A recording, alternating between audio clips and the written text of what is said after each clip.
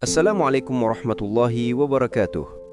Sahabat Titik Lunas, sebelum kita mulai renungan hari ini, jangan lupa tekan like, tulis komen doa terbaikmu, share ke saudara yang sedang berjuang dengan rizkinya, dan subscribe agar semakin banyak yang Allah bantu keluar dari beban hutang.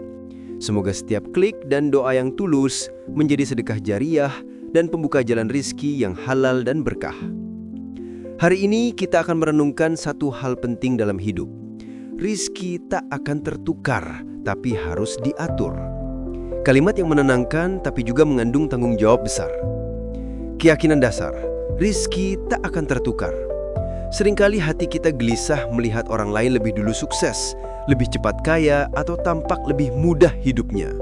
Namun dalam Islam, kita diajarkan untuk yakin. Tidak ada satu jiwa pun yang akan mati sebelum rezekinya disempurnakan oleh Allah. Hadis Ibnu Majah. Artinya, apa yang menjadi rezekimu tidak akan tertukar, tidak akan didahului, dan tidak akan terlewat selama kamu tetap di jalannya. Tapi, rezeki harus dikelola dengan amanah. Meskipun rezeki tak akan tertukar, bukan berarti kita bisa bersikap pasif atau sembarangan. Rezeki adalah amanah dari Allah yang harus dijaga, dikelola, dan digunakan dengan bijak. Karena banyak orang bukan kehilangan rezekinya, tetapi kehilangan keberkahannya, karena tidak pandai mengatur apa yang sudah Allah titipkan. Rizki yang tidak diatur akan menjadi ujian. Berapa banyak orang yang sebenarnya cukup tapi tetap terjerat hutang karena tak pandai mengatur. Mereka tidak kekurangan, hanya salah dalam mengutamakan kebutuhan. Rizki yang tidak diatur bisa menjadi ujian berat, karena uang yang datang cepat juga bisa pergi lebih cepat bila tidak dibarengi dengan kesadaran dan rasa syukur.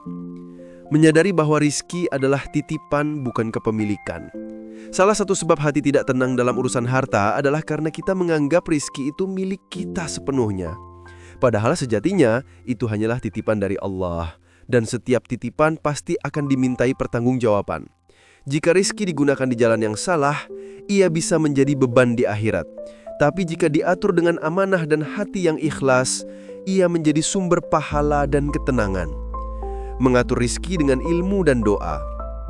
Islam tidak hanya mengajarkan untuk bersyukur, tapi juga mengajarkan cara mengelola rizki dengan ilmu. Mulailah dengan hal sederhana, catat pemasukan dan pengeluaran, pisahkan antara kebutuhan dan keinginan, sisihkan sebagian untuk sedekah dan tabungan. Dan yang terpenting, selalu sertai setiap perencanaan dengan doa. Ya Allah, berkahilah rizkiku, jadikan ia cukup untuk kebutuhanku, dan jauhkan aku dari ketamakan dunia. Keberkahan lebih penting daripada banyaknya harta. Rizki yang banyak belum tentu menenangkan, tapi rizki yang berkah pasti menenteramkan. Ada orang bergaji besar tapi selalu merasa kurang. Ada pula yang penghasilannya sederhana namun hidupnya damai. Rasulullah SAW bersabda, berkah itu lebih baik daripada banyaknya harta. Maka mintalah berkah, bukan sekedar jumlah. Karena dari keberkahan datang ketenangan dan rasa cukup yang tak ternilai. Ujian di balik kelimpahan. Jangan kira ujian hanya datang saat kekurangan. Kadang kelimpahan pun ujian yang lebih berat. Ketika uang banyak, apakah kita masih ingat bersedekah? Saat rezeki lancar, apakah kita masih berdoa dengan khusyuk? Disinilah Allah menguji. Apakah kita pemilik harta atau justru diperbudak oleh harta? Rezeki yang diatur tidak dengan iman bisa menjerumuskan, tapi rezeki yang diatur dengan takwa bisa menyelamatkan. Ketenangan ada pada pengaturan, bukan jumlah. Banyak orang mencari tambahan penghasilan namun lupa memperbaiki cara pengelolaan. Padahal ketenangan bukan muncul saat uang bertambah, tapi saat kita bisa mengatur dan mensyukuri yang ada. Mulailah dari hal kecil, buat anggaran sederhana, hindari utang konsumtif, dan biasakan menabung. Karena ketenangan finansial bukan milik orang kaya, tapi milik mereka yang bijak dan sabar. Rizki yang menyambung silaturahmi. Salah satu cara mengatur rizki agar berkah adalah dengan menggunakannya untuk mempererat hubungan. Berbagi kepada orang tua, keluarga, dan sahabat tidak akan mengurangi rizki, malah menambahnya. Rasulullah SAW bersabda, siapa yang ingin diluaskan rizkinya dan dipanjangkan umurnya, maka hendaklah ia menyambung tali silaturahmi. Hadis Bukhari dan Muslim. Berbagi bukan tentang jumlah, tapi tentang cinta dan niat tulus karena Allah. Rizki yang dihalangi karena kurang syukur. Kadang bukan karena pintu rizki ditutup, tapi karena kita kurang syukur atas yang sudah ada. Ketika lidah mudah mengeluh, hati jadi sulit menerima nikmat. Dan saat hati penuh keluhan, Allah pun menunda tambahan rizki. Jika kamu bersyukur, aku akan menambah nikmatmu. Tapi jika kamu kufur, sungguh azabku sangat pedih. Surat Ibrahim ayat 7. Syukur bukan hanya ucapan, tapi juga bagaimana kita mengatur dan menjaga amanah rizki itu sendiri. Antara ikhtiar dan tawakal. Dalam urusan rizki, Islam mengajarkan keseimbangan yang indah. Berusaha sekuat tenaga, lalu bertawakal sepenuhnya. Bekerja keras tanpa melupakan doa, berdoa tanpa meninggalkan usaha. Tawakal bukan berarti pasrah tanpa tindakan, tapi percaya penuh pada hasil yang Allah tetapkan setelah kita lakukan yang terbaik sesuai kemampuan. Seandainya kalian bertawakal kepada Allah dengan sebenar-benarnya tawakal, niscaya Allah akan memberi rizki seperti burung. Ia pergi pagi dalam keadaan lapar dan pulang sore dalam keadaan kenyang. Hadis riwayat Tirmidzi. Mengatur rizki dengan niat ibadah.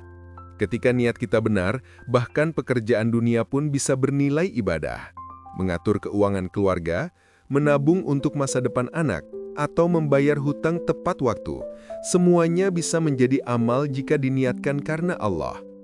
Jangan anggap remeh hal kecil seperti mencatat pengeluaran, karena Allah mencintai hamba yang teratur dan bertanggung jawab. Menjaga diri dari hutang yang tidak perlu.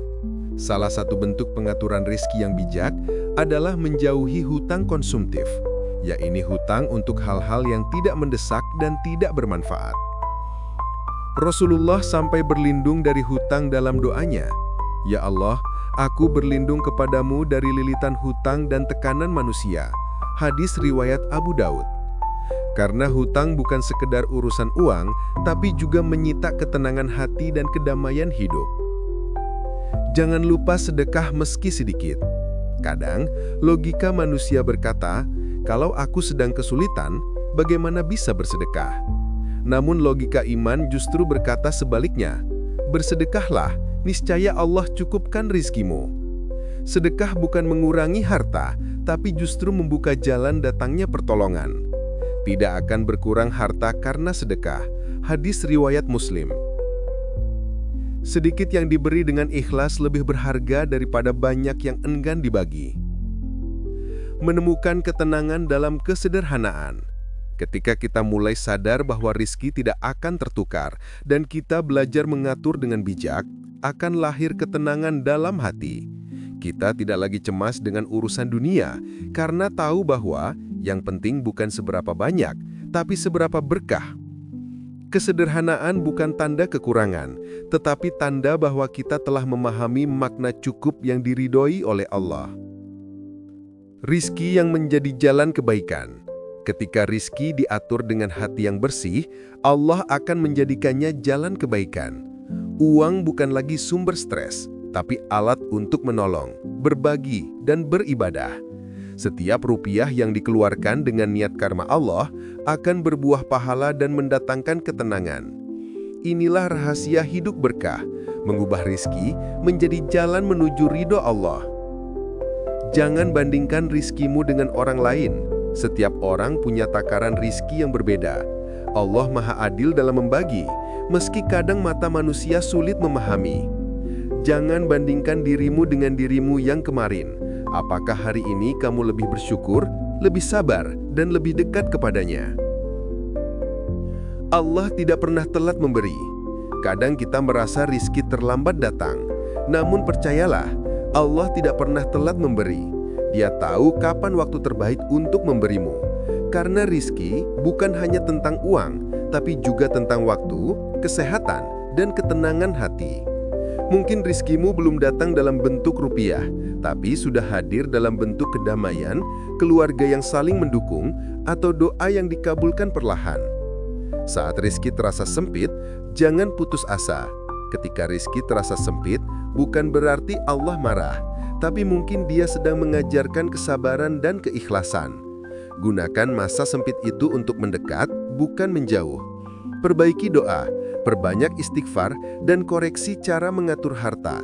Karena sesudah sempit akan datang lapang, sesudah sulit akan datang mudah. Itulah janji Allah bagi yang sabar dan tetap tawakal. Mari kita tundukkan hati dengan penuh rasa syukur dan harap kepada Allah. Ya Allah, Engkaulah Maha Pemberi rizki. Kami mohon, berkahilah setiap rupiah yang Engkau titipkan kepada kami. Jadikan harta kami cukup untuk kebutuhan kami, dan jauhkan kami dari keinginan yang menjerumuskan. Ya Allah, cukupkan kami dengan rizki yang halal, jauhkan kami dari hutang yang memberatkan. Lapangkan jalan kami menuju titik lunas yang Engkau ridhoi. Ajarkan kami untuk mengatur dengan amanah, memberi dengan ikhlas, dan bersyukur dalam setiap keadaan. Amin ya Rabbal Alamin. Jika video ini menenangkan hatimu, jangan lupa like, komen, share, dan subscribe channel Titik Lunas, agar semakin banyak saudara kita yang belajar mengatur rizki dan menemukan jalan keluar dari lilitan hutang. Semoga Allah membimbing langkah kita menuju hidup yang berkah, lapang, dan bebas dari beban dunia.